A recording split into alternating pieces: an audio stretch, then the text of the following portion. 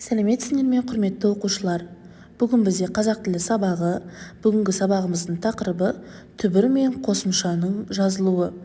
Бүгінгі сабақта біз мәтін мазмұны бойынша сұрақтарға жауап береміз. Түбір сөздің соңғы буыны қандай болса, жалғанатын қосымшаның да сондай болатынын түсінетін боламыз. Оқулықпен жұмыс. Бізге 30 жаттығу берілген. Мәтінді мұқият тыңдаймыз, мәтін бойынша жұмыс жасаймыз. Жоғалтып алған күн. Бірде Витяның ағасына досы келеді. Ол бір күрсініп алып малақайын лақтырып жіберіп, бір күнімді жоғалтып алдым дейді.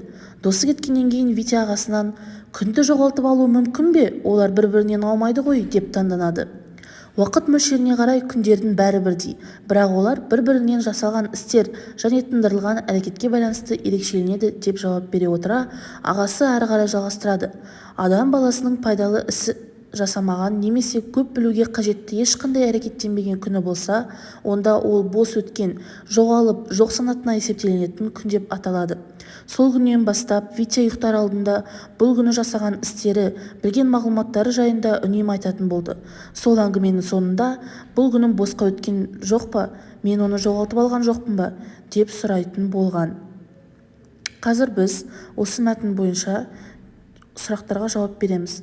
Мәтін неліктен жоғалтып алған күн деп аталған? Егер бір күннің ішінде пайдалы жұмыс бітірмесең, онда бұл күніңді босқа өткіздің деп есептей бер. Нақыл сөзінің мәнін есте сақта дейді. Осы сұрақтарға жауап береміз.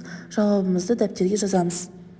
Мен сіздерге уақыт туралы қысқаша мағлұмат дайындадым. Тыңдаймыз. Уақыт біздің өміріміз. Уақытты босқа өткізу, мезгілі өлшеулі, құны өлшеусіз өз өмірімізді рәсуа қылу. Адам жігер қайратының бар кезінде үйрену, еңбектену, басқа да түрлі ізденіс жасап, алға ілгерілеуге тиіс. Уақытпен, аймен, күнмен, тіпті сағат, минутпен жарысып, оны неғұрлым өз игілігіне жаратып ұта түсуге ұмтылыс жасауы қажет. Бұл әрбір саналы, есті адамның бойынан табылуға тиісті асыл қасиет. Әрі қарай мен сіздерге сөздер дайындадым. Бұл сөздерді түбір мен қосымшаға жүктеуіміз тиіс. Досы, ағасының, күндердің, баласының, әңгіменің. Досы деген сөзде түбір сөз, түбірі қандай? Дұрыс, түбірі дос, қосымша. Ағасынан, аға деген сөз түбір сөз, қосымша, нан қосымша. Күндердің, күн түбір сөз, дердің қосымша.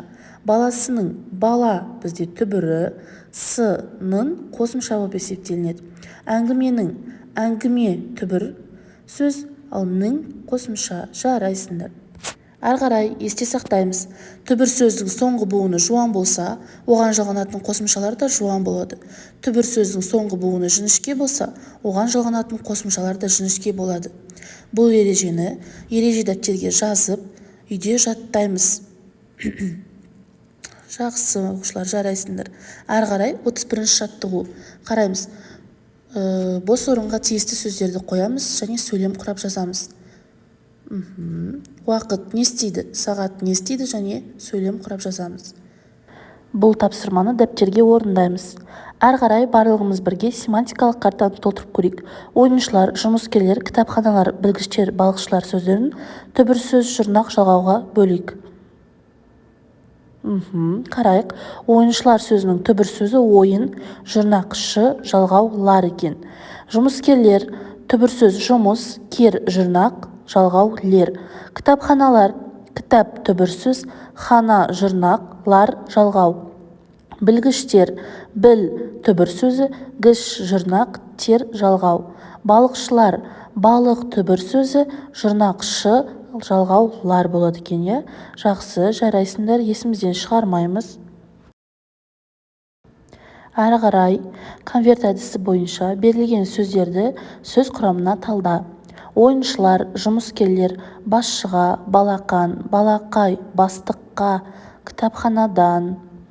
Бөлшектер, балықшыға, балықты, ойыншықтарды, әншілерге, жылқышыны, қаламгер. Сөздерді түбір, жұрнақ, жалғауға ажыратып жіктеп жазамыз. Және де үй жұмысына 32 жаттығу. Сабақ аяқталды, сау болыңыздар.